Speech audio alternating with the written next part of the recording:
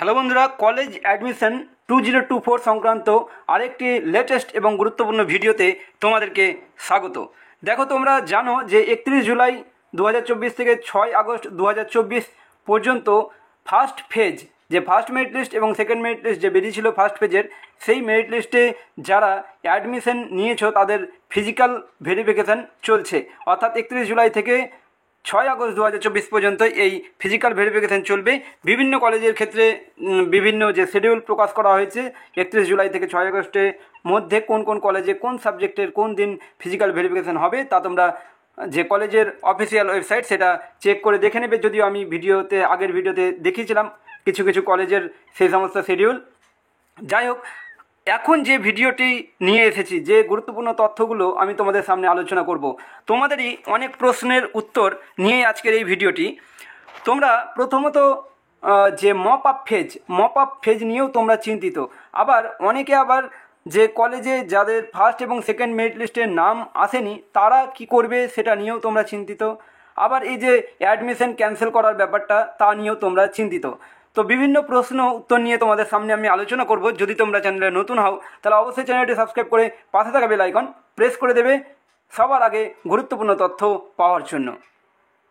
দেখো, তোমাদের সামনে প্রথমে তুলে ধরছি যে এই ভর্তি চিত্র। কলেজ হচ্ছে 461টি, বিশ্ববিদ্যালয় 16টি, স্নাতকে মোট কোর্স 7217টি, মোট আসন প্রায় 9.5 লক্ষ, অর্থাৎ 9,48,787টি। কিন্তু প্রথম দফায় ভর্তি হয়েছে 4,05,000 জন। 4,05,000 জন প্রথমে ভর্তি হয়েছে। তার মানে বুঝতেই পারছো যে ভর্তি কিন্তু এখনও অনেকে হয়নি, অর্থাৎ অনেক সিট ফাঁকা পড়ে রয়েছে।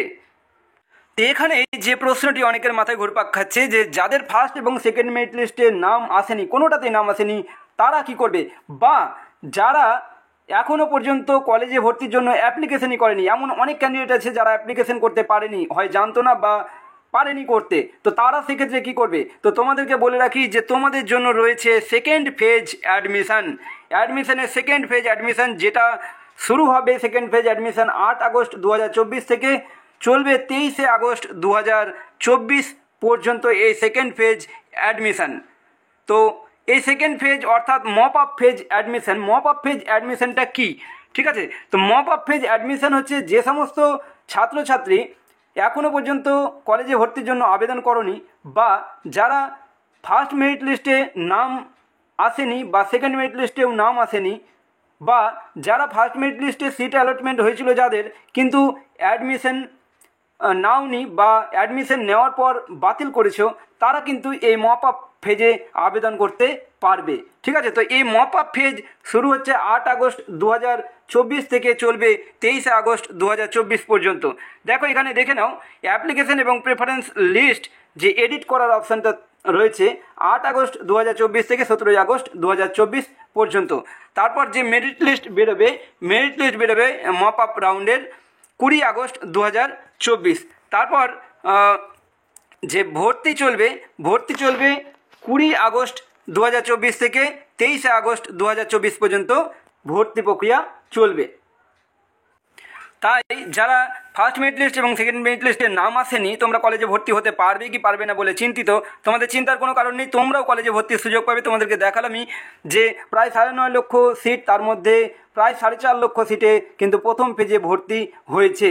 ঠিক আছে, এবারে আমি তোমাদের যে আরও বেশ কিছু প্রশ্ন রয়েছে যেগুলো গুরুত্বপূর্ণ এখন যে ফিজিক্যাল ভেরিফিকেশন চলছে তার জন্য, সেগুলো নিয়ে আলোচনা করছি।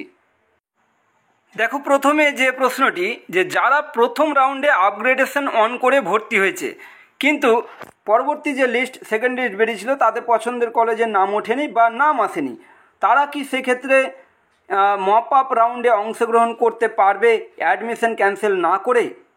তো তাদের জন্য আমি যে কথাটি বলবো, দেখো, যদি প্রথম মেরিট লিস্টে নাম এসেছিল তারপর আপগ্রেডেশন অন করে তোমরা ভর্তি হয়েছিলে, পরবর্তী যে লিস্ট অর্থাৎ সেকেন্ড লিস্ট যে বেরিয়েছিল ফার্স্ট পেজে সেখানে যদি নাম উঠে না থাকে, তাহলে সেক্ষেত্রে তোমরা কি করবে?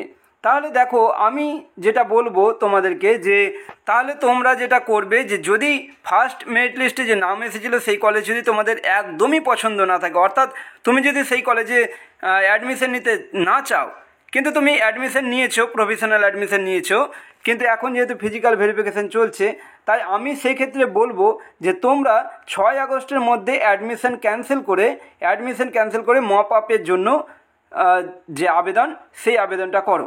ঠিক আছে। আর দ্বিতীয় যে প্রশ্ন, দেখো যে মপ আপ ফেজের জন্য আবেদন করা যাবে 8 আগস্ট থেকে 17 আগস্ট পর্যন্ত।